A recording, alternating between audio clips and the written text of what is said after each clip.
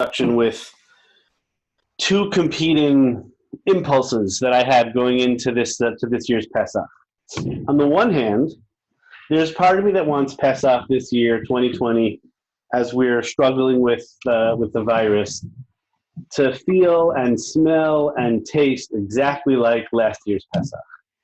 And one kind of religious, halachic, spiritual impulse is to say, let's have Pesach this year be the same as last year. And I totally understand that desire because I want my spiritual life, my religious life to be cocooned and safe from all the insanity going on around the world outside of me. Sometimes that can get taken to an extreme, and we have seen people behaving in ways that are really inappropriate and trying to daven and gather, and that leads ultimately to people dying. So we have to be careful about how we sort of manage that impulse on the one hand. But that impulse is real, and it just has to be used carefully. There's another part of me that says, at exactly the same time, that Pesach 2020 under a plague cannot at all be like Pesach 2019, and is likely, we hope, not going to be like Pesach 2021, Bezrat Hashem. And so what I want to try to do is outline the ways in which a person can prepare for Pesach this year with the following set of assumptions. Assumption number one is that spending time in a store of any sort is simply not advisable and not safe. That's starting point number one. Number two, the online delivery systems and online shopping for Pesach is just not 1,000% consistent. We've been ordering from stores, and Amazon does delivery really well. The Jewish stores in Riverdale are good, but you don't always get the things you ordered. Sometimes you get your neighbor's orders. You sort of never know what's going to show up in the box. And the reality is it's not so simple. So that's problem number two. Problem number three is that for many people, this might be the first time in their lives or for many years that they've had to make Pesach in their homes. Maybe you were going to a hotel, maybe you were going to family, and now all of a sudden there's this requirement to get a whole new set of dishes and create a whole new system that may have not been in place. Or the other way around, maybe you made Pesach 30 years ago and you've been planning on going away, and now all of a sudden that's just no longer an option. And number four, which I think is something that people don't often keep in mind, not everybody can afford to go to Bed Bath & Beyond online or to Macy's online and just buy a new set of dishes. Many people, thank God, are blessed to be able to do that. That shouldn't be taken as a given for every member of our community. So with that, the basic question that I want to address is, how can I make Pesach with what is currently in my home? Obviously, you need to buy food. But given my pots and pans and dishes and cups and glasses and silverware and storage containers, how do I make Pesach? So that's kind of the question that I'm going to try to address. I'm going to speak for like 15 minutes or less, and then open up to your questions. I'll probably try to keep it to 12 minutes if I can. So what I want to do is sort of start by walking through your kitchen. And then we'll talk about some specifics about how to make things kosher, how to do Haggalah. I think you were looking. So let's start. I'm going to go kind of appliance by appliance and talk about how or if a particular appliance can be made kosher for Passover. So let's start with dishwashers. Dishwashers are often a matter of somewhat controversy. I'm going to assume for our purposes that hard plastic can be made kosher LePesach. Which is to say, that is not the approach of Rabbi Moshe Feinstein. Nonetheless, many Israeli poskim, many rabbis since Rabbi Moshe Feinstein says that it's okay. And the hard plastic that we have, as opposed to kind of the old school Tupperware, where you kept your pasta sauce in it and then it was stained red for the rest of its life. When I'm talking about hard plastic, I'm thinking about hard melamine plates, for example, or the racks of your dishwasher, things like that are really by design meant to not be porous. And the simple way to kosher a dishwasher is basically inspect the dishwasher, make sure there's no pieces of schmutz or garbage or bread inside your dishwasher. In some older dishwashers, that might mean kind of looking under the trap, but most newer dishwashers is not so much of a problem. You remove the gunk, visually inspect it, make sure you don't see any dirty stuff, and then run the dishwasher with soap. And then it's ready for Pesach. Don't use it again for anything else. you've basically removed all of the chametz, all the schmutz that's inside, and then running it through at its hottest setting. Sometimes that setting is called pot scrubber or something like that. At its hottest setting with soap makes the dishwasher that became chametzik through its running now becomes kosher Pesach through the running through of the dishwasher. Okay, so that's step number one, the dishwasher. What about your stove top and oven? If you have a self-clean oven, then you should run the self-cleaning cycle. The self-cleaning cycle does not need to run for 4 hours, which is usually the default. It only needs to be at its highest heat. It goes up to 900 degrees Fahrenheit. It only needs to be at its highest heat for like a couple of minutes. So you can let it run for an hour. You can usually choose 4, 3, 2, 1 hours. You don't need to have it go for quite so long. You can just go for an hour or so, and then your oven is ready. The stovetop, you take the grates of your stovetop, flip them over, turn on the flames of the fires, let the fires stay on for 20 to 30 minutes. Your grates are now kosher Pesach. If you are so inclined, you can put the grates inside of a self-cleaning oven. They tell you you're not supposed to do that. Sometimes it breaks. You could do that, but I'm not going to pay for it if it gets broken. I take no liability for the grates of your stovetop. That will also kosher them. When it comes to the actual top of the stove, clean it with some type of a harsh soap with bleach. And then probably the best advice is if food falls onto your stovetop, don't eat the food that falls onto your stovetop, which probably most of us don't do anyway. Not such a big deal. That's your stovetop. Similarly for countertops, there was a time where people would take their roast out of the oven, put it on the countertop, and slice their roast. I have this very vivid memory of my grandmother in Brooklyn doing such a thing. That tends to no longer be our practice.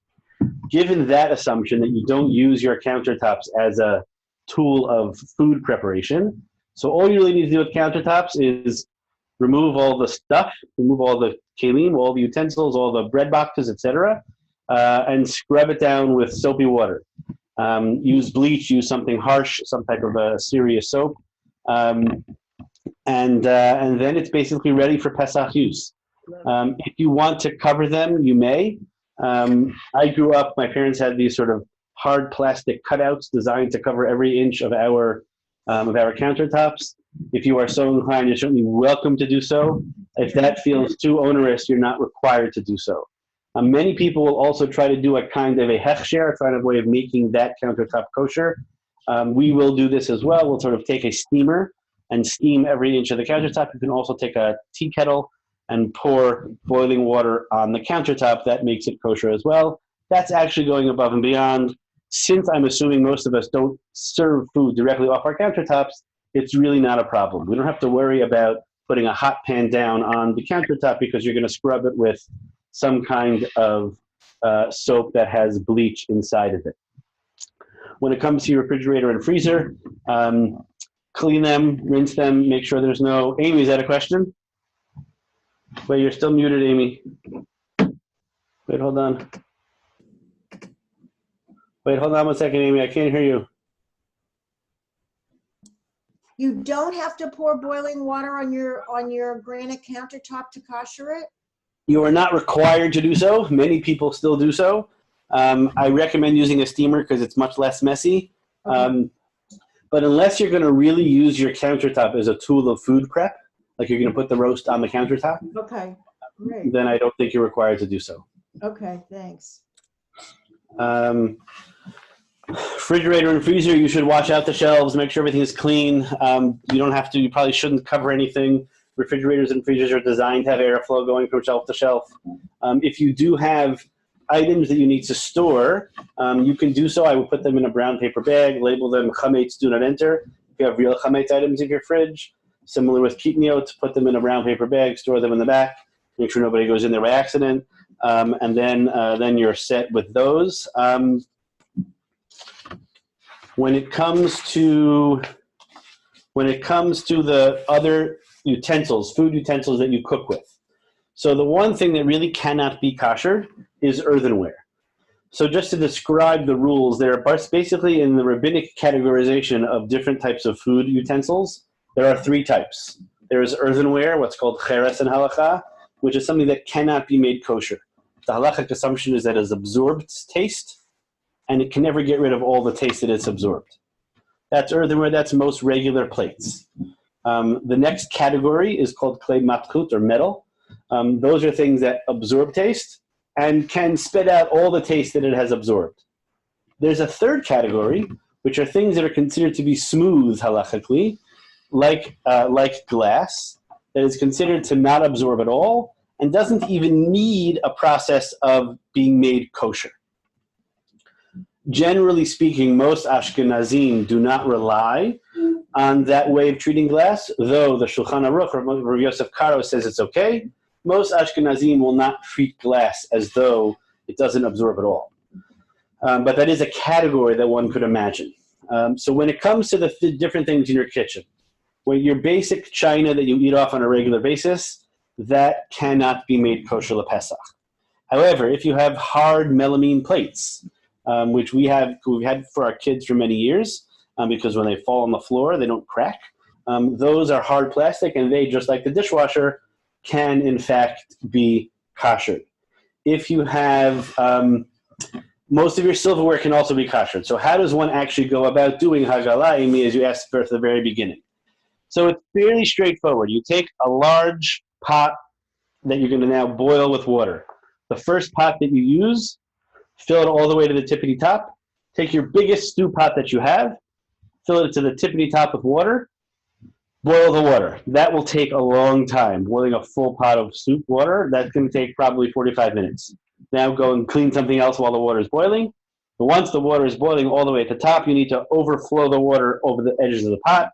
The best way to do that is to take the top of that pot and put it on top of upside down, on top of the boiling water. That overflows the water and accomplishes two things at once. It koshers the pot itself, and it koshers the top of the pot at the very same time.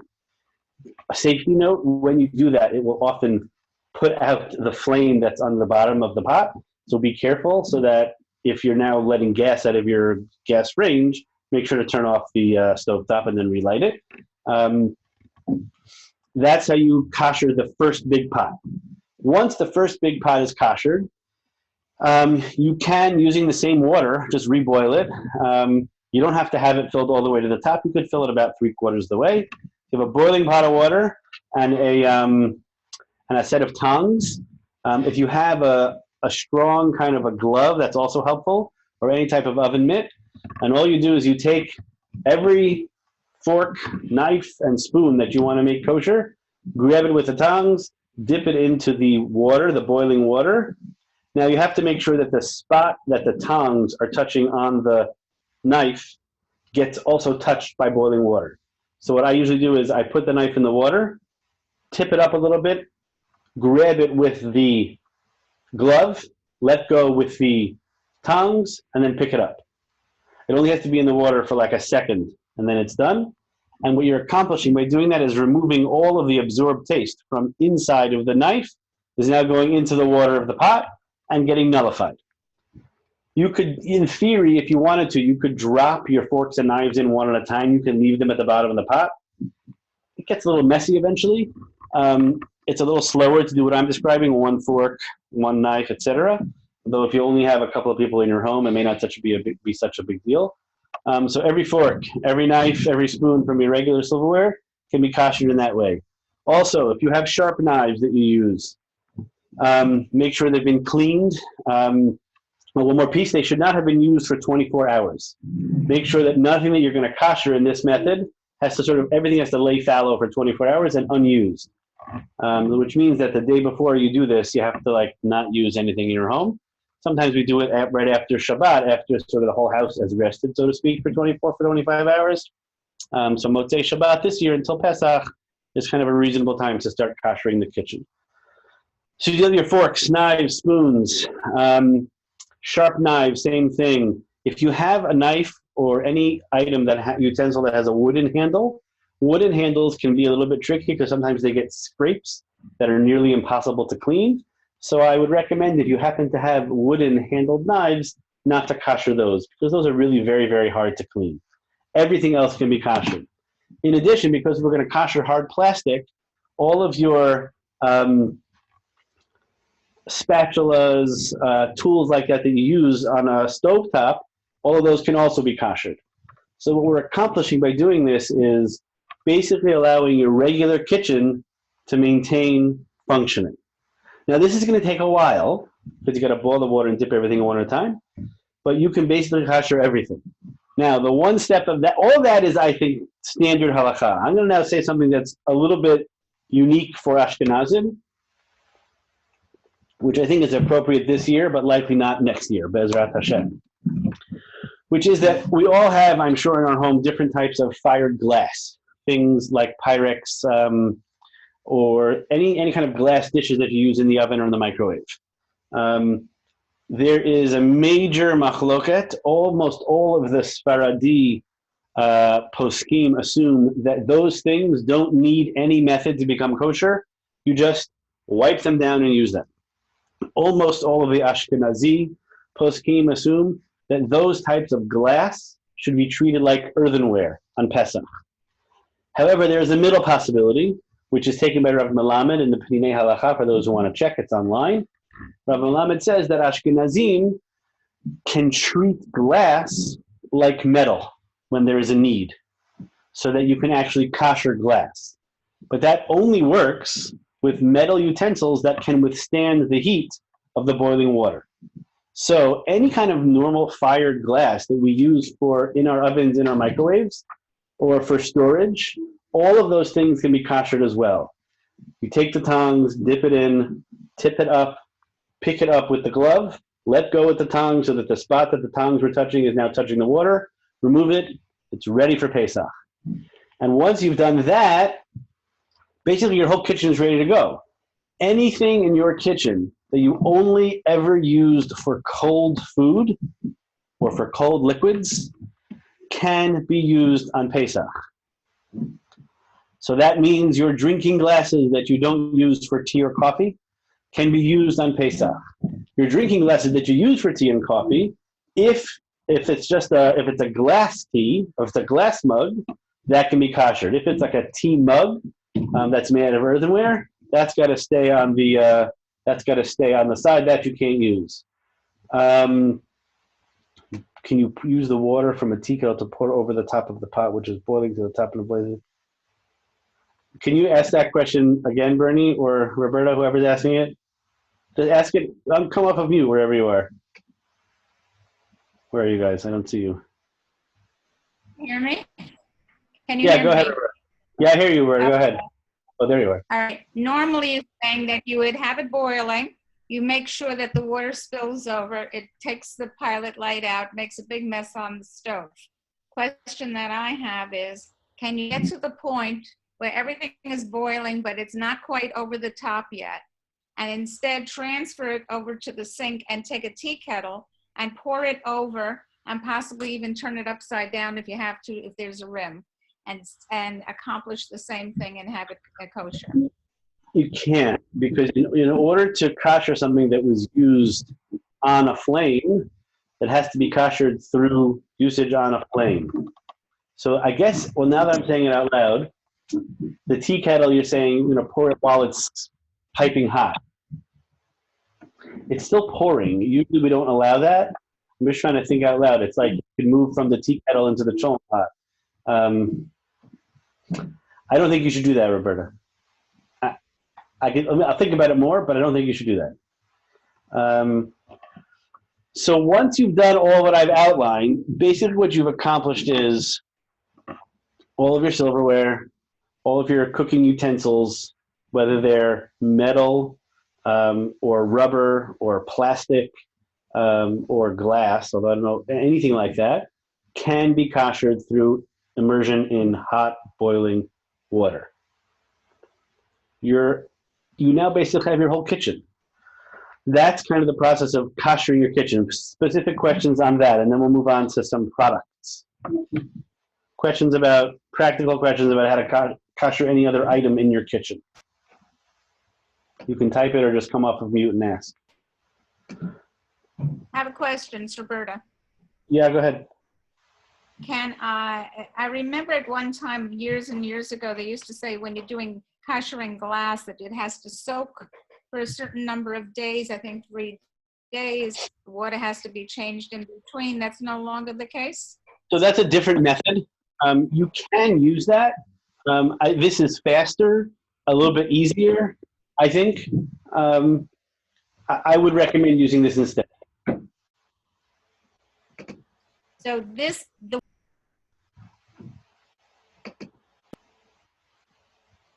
the way you're suggesting is put the glass directly into the boiling water. It won't break the glass? Correct. I was told that you have to be careful when you cool it down. That going in the water is fine, but it's designed to be used under hot pressure. But they're not designed to go from super hot to super cold really fast. So don't immerse it in the hot water and then put it under cold water. Immerse it in the hot water and put it on the side and let it cool, and then it'll be fine. But some of them, if they go from super hot to super cold very fast, could actually crack, and we don't want anybody getting hurt.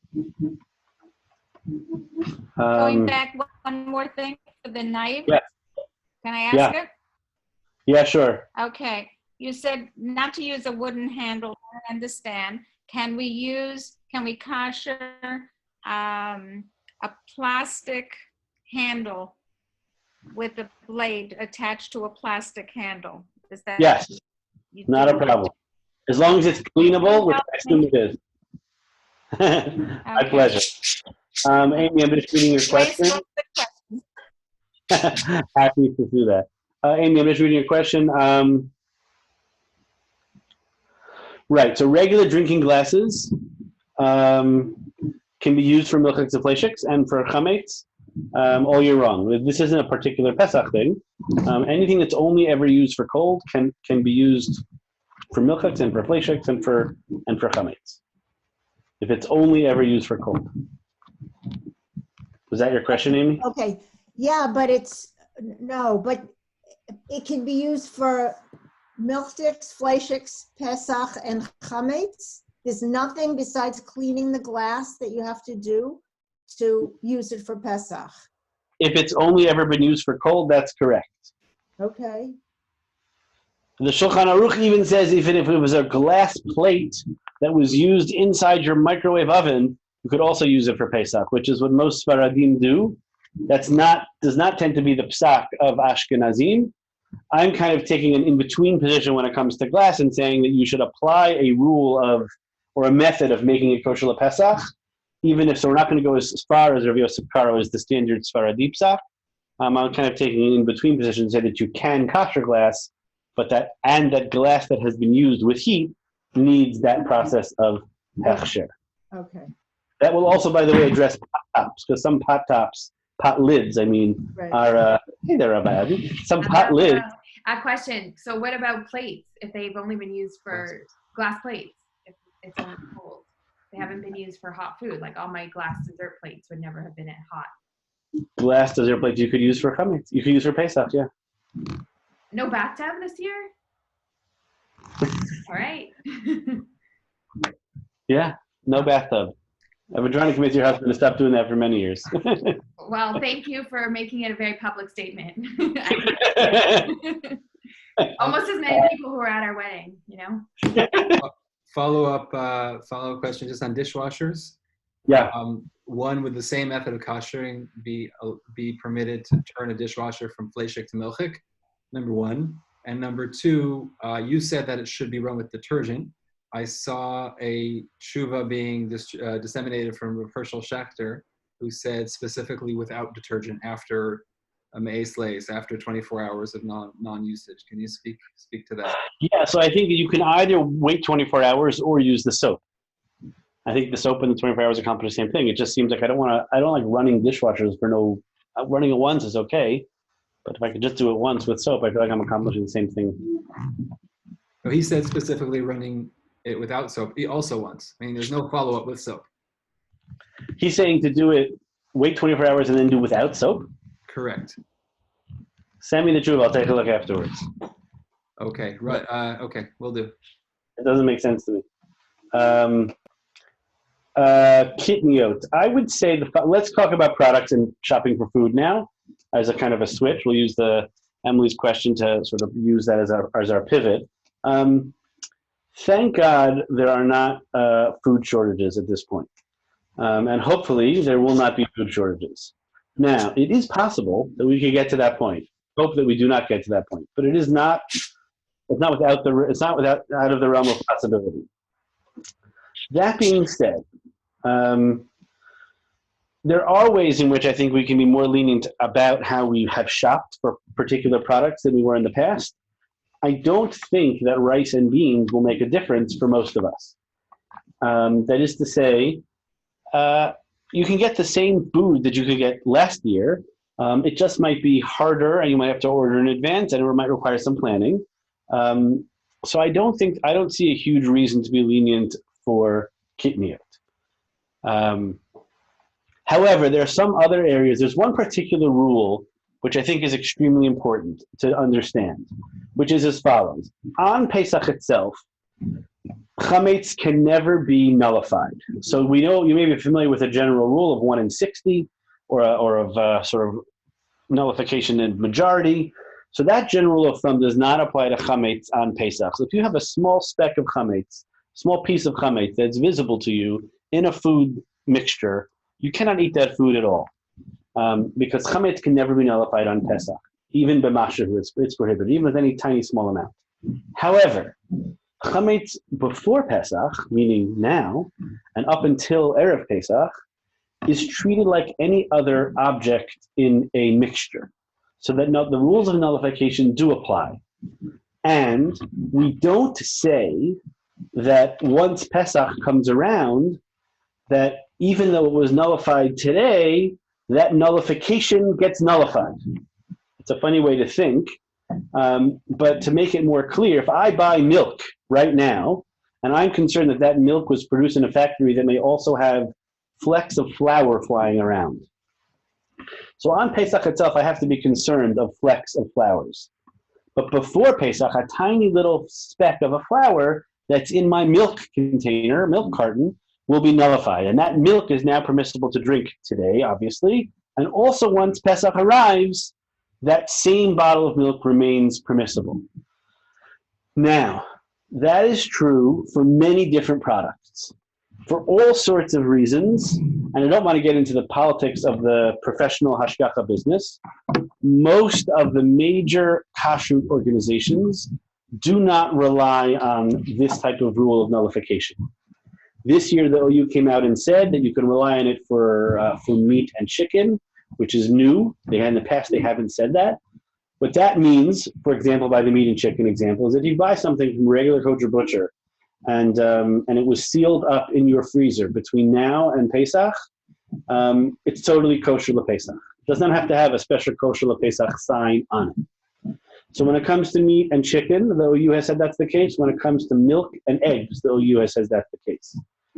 In addition, I would argue, and by the way, this isn't just me being kind of crazy, this is a standard Sfaradi psak, and it's also standard amongst most Ashkenazi poskim who don't work for professional kashrut organizations, which is that any product, any dairy product, milk, half and half, heavy cream, cottage cheese, sour cream, yogurt, that has a single ingredient, basically milk and some type of curdling agent. None of those curdling agents are chametz. As long as it has no additional ingredients, like you can't buy cottage cheese with pineapple inside or a yogurt with a flavor, because the flavors are complicated themselves. All of those dairy products can be purchased before Pesach, as long as it has a regular hashgacha, a regular OU or NK, whatever it is, can be purchased beforehand. You can rely on nullification. The same is true for spices. Some spices are kitniot, so you have to be careful. And you have to check the list, because I can't keep track of it. But certain particular spices are in fact kitniot. But everything that is not a kitniah, that you've either bought last year or you're going to buy this year, if it's 100% pure spice, and by the way, you should buy a fancier brand. Some of the cheaper spices get adulterated in some way or another. All the fancy brands, like the McCormick brands, like the regular, I don't know how to say it, like there's top shelf liquor, I guess there's top shelf spices. So if you're going to buy top shelf spices, the regular things you see in the aisle, not from a big stack of paprika in the shuk, We're going to buy a regular, standard, high quality, 100% pure spice, totally permissible. And your spices from last year. So here's the concern. The concern is that if you used a salt shaker over a boiling pot of pasta, so you have pasta steam, otherwise known as chametz steam, coming into the air. And that chametz steam gets absorbed into the salt inside the shaker. So I would say that depending on how you cook, it's not such a big deal. Some people do spice their soups over the actual pot. My sense is that most people don't, and that most of the time you don't actually have steam coming up. It's really only boiling pasta water where you have the steam coming up, and you have to be concerned about the salt because you put the salt in the water. So I would say for almost all of your spices, you can even use an open spice from last year. You might want to be a little bit more careful when it comes to salt. If you are certain that you use salt over a steaming pot of pasta, I would recommend getting a new thing of salt for this year.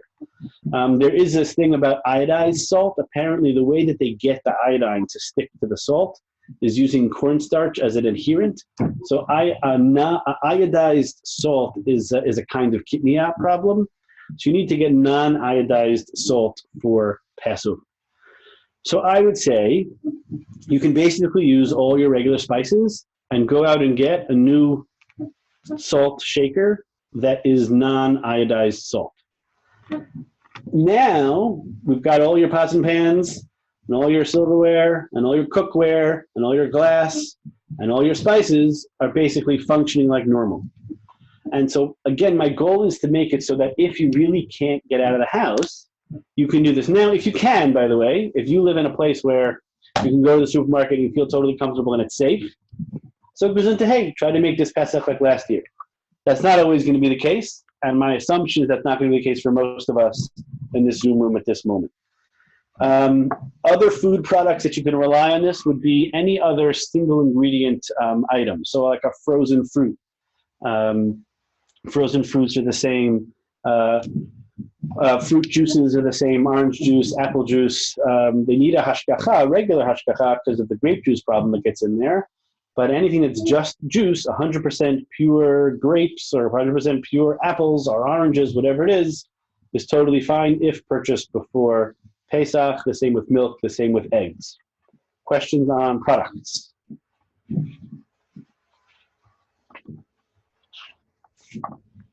I have a Kitniyot question. Yeah. Okay, so I feel the same way because people have been asking me also, oh, can we have Kitniyot? And the same thing, that there's food available. However, there are people who are feeling, especially people of a certain age demographic that can't get out, that don't have the ease. It's becoming very difficult to order things online. In fact, almost impossible. And I just got off the phone with quite a few people who were stressed out about that. And are worried about finding Passover products or whatever else they need. So I was wondering if you would consider maybe on a case-by-case, if people really can't get out and can't get what they need, would you be more makil there? So I think there are cases in which that's possible. Also for people who have dietary restrictions for other reasons. For Kitniyot specifically. Right. So they might have rice, they might have lentils, they might have that in their pantry. Right. So you have to be, the problem is, and this you need to speak to a Sephardi rabbi, is that some rice, like enriched rice, could be like real chametz. So you have to find kitniyot that are kosher Pesach. So you may want to check some of the Sephardic shul lists, which I could get from my brother-in-law, Rabbi Maruf, because they know like which rices you can buy and which rices you can't buy. So kitniyot, if you look at the way the Ashkenazim describe the practice, they would actually go and sift the rice to make sure they didn't get any flour. So that's like already more onerous for most of us than we want to imagine. But if you can find kosher Pesach kitniyot, you can sometimes find Israeli products, like you can get sabra hummus sometimes. Then I think for people for whom it's really a challenge, then I think it would be okay. Rachel, looking at your question, glass. If you only use your glasses for cold, but your glasses get... No, the dishwasher does not make something chametzdik. Just like if, for example, you put milchiks and fleishiks in the same dishwasher by accident, but you shouldn't do, since there's soap going in there, the dishes don't absorb and become the other flavor. The milchiks won't become treif and the fleishiks won't become treif. So too, it doesn't become chametz stick inside the dishwasher. There's a more technical answer we could talk about offline if you're interested. But no, the dishwasher doesn't get in the way of your glasses. Jeff. Yeah. Okay, so if I have kosher Pesach salt from last year that's just been in a jar, but it's been, in my cabinet with other chametz, can I use it for Pesach? Yes. Okay, and my regular spices, if they're pure spices, but they've been in my spice cabinet for the year, you're saying I can use them? Correct, unless you have reason to believe that flecks of flour flew into your spices. No. Right, no, if spices sitting in your racks for the last year are totally fine. Okay. Again, 100% pure, unaffected. All right, and is this just this year or forever? So I would say that what I'm saying in terms of the glass is for this year, and what I'm saying in terms of some of these single ingredient items like spices and dairy is probably for just this year. Everything else that I said is probably for every year. Okay. So the truth is I've been pushing some rabbinic colleagues to explain to me why this is only for this year. Some of my friends, so I was pushing, Rabbi Shire was pushing Rabbi Steinmetz who had contact with Rabbi Ganak at the OU, to try to explain why he should only allow the process of purchasing of meat, to see if I could push them, to say, well, if it's a single ingredient item, I'm not sure they'll say it out loud, but they're saying things quietly. But yeah, I would say the glass and the single ingredient items, I would only say it for this year. Bezrat Hashem, next year we can all go out and shop in the way that we need to shop. Any other questions? Much of what I'm saying is also on my Facebook over the last 3 or 4 or 5 days. If you're not friends with me on Facebook, come and friend me. I'm also trying to write this up into a 1 or 2 page document. When it's done, hopefully I was going to use this session to sort of gather more questions. Hopefully by tomorrow it'll be finished. And I'll send it to Rabbi Shari. You guys are welcome to share it around as well. Hopefully by the end of tomorrow it'll be in place. Any other questions, folks?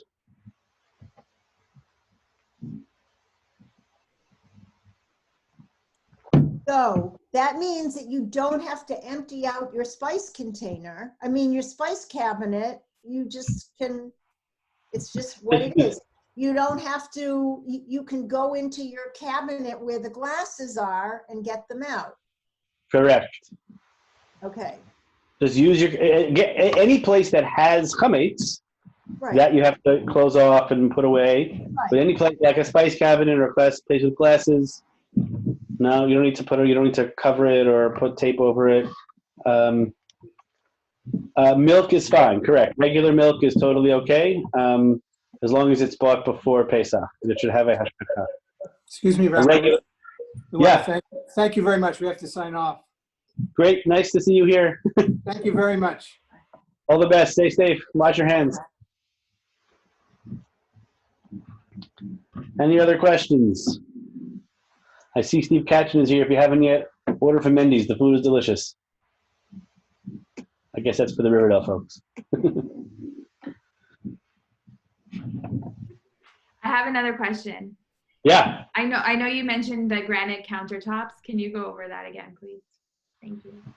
So countertops, I would do the following. Scrub them with a bleach soap. This is one of those areas where method soaps shouldn't be used, because method soaps are not pogame enough, because they're designed to not be caustic. Some kind of caustic soap with bleach. Scrub them with bleach. Now that's assuming that you don't use your countertops as a food prep tool. If you in fact put the roast on the countertop and cut on the countertop, then you can't do this. But I'm assuming that you always either put down a cutting board or something. So scrub the countertops, remove all chametz items. You can do a hechsher, which would be either using a steamer or pour the boiling water. And this works on every type of countertop because you don't really need the hechsher. By the way, the same thing for the sinks. I didn't even mention sinks. Same thing for the sink. You can kasher a sink through pouring boiling water from a tea kettle or with the steamer.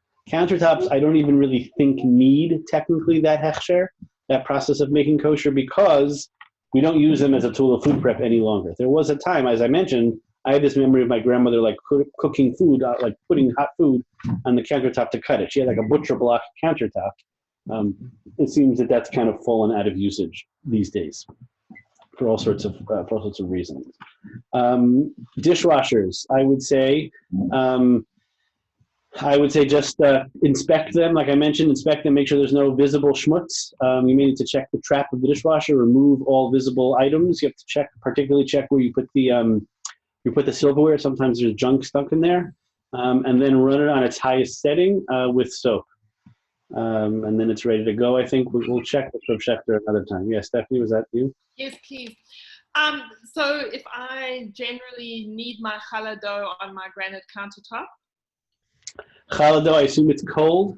Yeah. Yes, it's only if you're using for prepping of hot food. Hot food, okay, fine. And then just one last question about milk. I know you said that the yogurt, as long as it's only got the microbial enzyme, it's fine. Milk, can we just use the regular milk we normally use? Or it must be all of Israel law? No, regular milk is fine. Great, thank you. All that before Pesach. An electric knife. Yeah. An electric knife. Yeah, I think it's fine to kosher an electric knife. I'm just trying to think of how it works, like a carving knife for a turkey, I guess. Yeah, it applies to all countertops. To answer to your question, Rachel, I'm just thinking about the carving knife. Can you put it into boiling water, or will it break? I just don't know about carving knives, like physical reality. So Roberto or Bernie, can you put a carving knife into boiling water?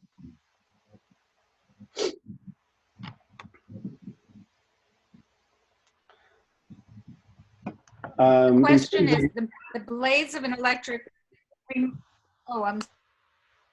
Yeah, go ahead. I know I lost you. Now you remuted yourself, Roberta. Hold on. Sorry. Now? Yeah, go ahead. The blade is removable. The blade itself can be koshered, but the handle is plastic, heavy plastic, which would never be immersed because that has the electric in it, the connection. Right. Can you immerse just the part of the handle without the wire? Is that possible? I don't know how it works. I think that the motor within the motor itself that makes it work, you can put the blade separately into the water. That's not an issue. But you can't put the handle. Cannot put the handle. So is that permitted or no? I think if you can't put it in, I don't think you can kosher. Although I'm not sure how that became chametz stick, but I'm going to assume that since it's hard, how did that thing become chametz? You carved a turkey with it, carved a challah with it. Like, what did you do with it? Only turkey or meat. Can I add something to this or ask a question related to this? Yeah, please. Can you use a blender? Can your blender be made be koshered? Because the blender is a glass top with a motor at the bottom. You don't. Right, so that's easier because the blender you can just take off the glass top. Well, the electric knife is not any different. You separate the working part from the motor. Yeah, I guess it's the same. But I guess the difference in my mind is that the knife gets closer to the food than the motor underneath the. Yeah, but I guess your point is well taken. As long as the handle never touches the food directly, so the handle, like the motor at the bottom of the mixer, never became chametz, and so I don't think it's even a problem. It wouldn't even need hechsher. So yes, Rabbi Shara mentioned selling chametz gum or selling real chametz, like Miriam has pizza in the freezer.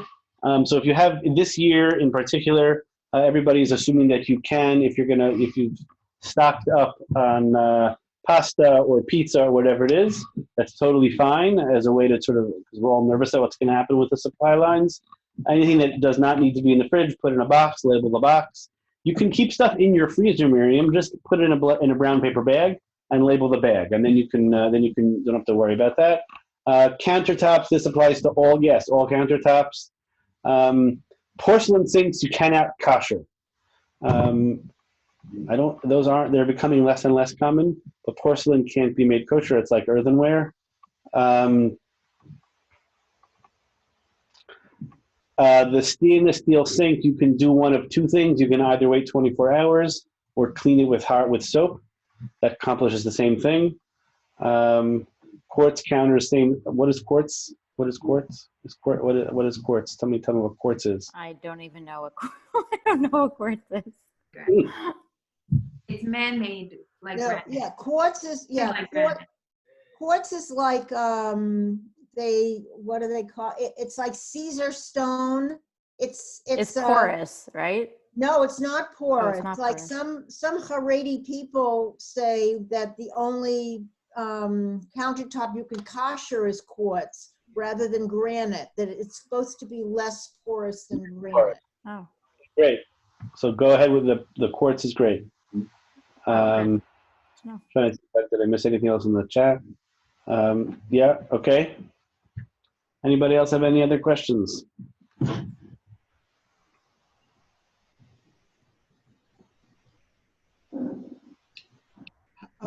A blech. Yeah. Can A do blech. a blech as opposed to a tin thing. That's all. You mean not a plata? You just mean the thing that goes over the. Right. The old-fashioned kind. Well, I don't like to leave stovetops on for so long. So just be careful how you use it. I would clean it with something abrasive. Steel. Yeah. And then that kind of blech, with Brillo, and then with soap, and then I would probably cover that with tinfoil. Got it. Thank you. Sure. I have another question. Yeah. Okay, the hot water urn that I use every Shabbat, but only for hot water. Mm-hmm. Yeah, so I would the only thing I'm worried about is the chupchik shell kum kum is, I'm only worried about the spigot, because that's the only thing that comes in contact potentially with anything. So I would clean that, like with soap, and then just boil it through once. I don't even think you need to boil it through once. It kashers itself every time you use it. Clean it the way you would normally clean that item. Great, that was the answer I was looking for. Thanks. Yes, Roberta. What about an electric blech? That's Like a plata. Yeah, so I would say But it's electric, yeah. plug it in.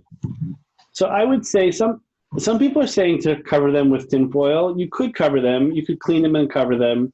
I'm not even sure that's necessary as long as you don't eat anything that falls onto it. Meaning I could basically treating it like a stovetop. That is to say, anything that's hot that falls onto the blech, you probably shouldn't scoop off the blech. Chances are we don't do that anyway because that's kind of icky. I would say if you wanted to be careful and cover it with tinfoil. Some of them there's a bit of a fire hazard when you cover them with tinfoil because of the way that the heat gets spread out in a different kind of way. The Israeli ones are usually okay because it's a consistent heat. But if you have like an American one that has a circle and a red spot, then you shouldn't cover that with tinfoil. Just clean it. And Which one is safer to leave on for 3 days? A burner with an old-fashioned blech or an electric blech? I think an electric one. We have a heavy-duty timer. It's only on in the mornings typically. I would highly recommend getting a heavy-duty timer. Yours comes with the timer? No. We bought one. You plug it in. Plug it into like a heavy-duty timer. It's got to be a grounded timer that has 3 prongs. And they make these heavy-duty timers. So that comes. You could also plug that into what do they call that? Like a heavy-duty extension cord. Yeah, I would try not to plug it into an extension cord. Avoid it. Yeah, or one of those thick ones that has 3. It has to be grounded. Okay.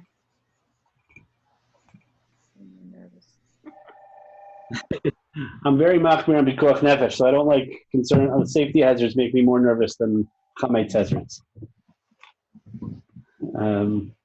Other questions, thoughts? What am I missing? Warming drawer, but doesn't have self-cleaving. Turn it on its highest. Yeah, and let it be. Clean it out. Clean clean it with some kind of a caustic cleaner, and then turn it to its highest setting for 30 minutes. You have to put it on its highest setting, Raquel. Yeah, Roberta?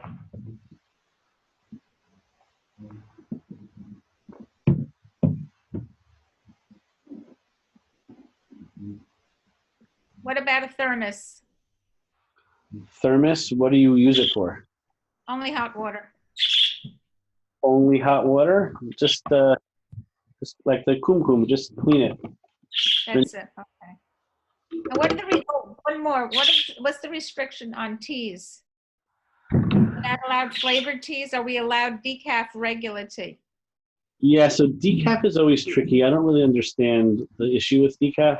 In full disclosure, I'm not a tea or coffee drinker, so I don't really pay so much attention to it. I would say I don't want to answer because I don't have enough information at my fingertips. Okay. Maybe Rabbi Shire, if you want to jump in on the tea or the coffee, I just don't know enough. I don't want to speak out of turn.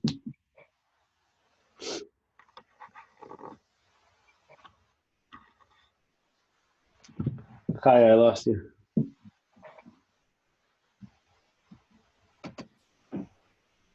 You can go ahead, Chaya. Oh, no, I said if the tea is Israeli, whatever the decaf, if it's Israeli and it says it's kosher for Pesach, it's kosher for Pesach. For Pesach is for sure good. I guess the reverse question is, what if you can't find kosher Pesach? Yeah, obviously if it says kosher Pesach, it's kosher Pesach. Okay, so my hope is that we can all next year bring back all of our Pesach neuroses, Bezrat Hashem. And this year we can set those aside and try to do this in a way that brings a sense of simcha, brings a sense of, of simchat Yom Tov, and so that we can, at some ways, kind of have those impulses going in opposite directions, trying to make this year's Seder like last year's Seder, even though it's not going to be the same and it's not going to feel the same. Hopefully, in the ways that we're getting ready, in the ways that we're going to have a unique kind of Seder, we can all really enjoy that as a community, and your preparations shouldn't make you too difficult or too discomforted. I really think that this can be done. You can do all of this in like 2 or 3 hours, especially if you have helpers. If anybody wants to talk about Zoom Seders, I'm happy to turn off the recording.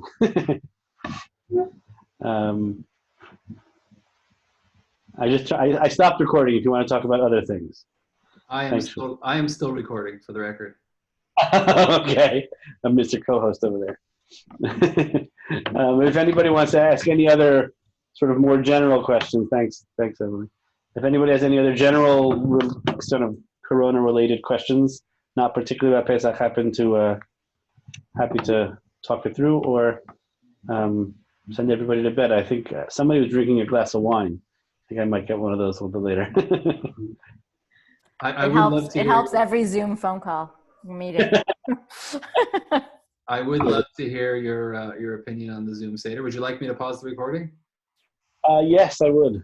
Oh, okay. Everybody, Chag Sameach v'Kasher. If I could just offer my gratitude to you on behalf of those in our community, all those who are tuning in. Thank you for your clarity of instruction, and thank you for the compassion with which you're approaching the specific needs for this year. It's going to be a very difficult Pesach, I know, for many, but I think you've made it a lot easier for those of us here, and we're going to share the recording of this with our community. So thank you to Dara. Tomorrow we'll finish up the write-up. We'll send it up as well. Thank you very much, everybody. Thank you to the Shark community. Thank you. Thank you. That was fantastic. Seeing each other in person soon. Bezrat Hashem. Amen. Thank you. Bye. Bye, everybody.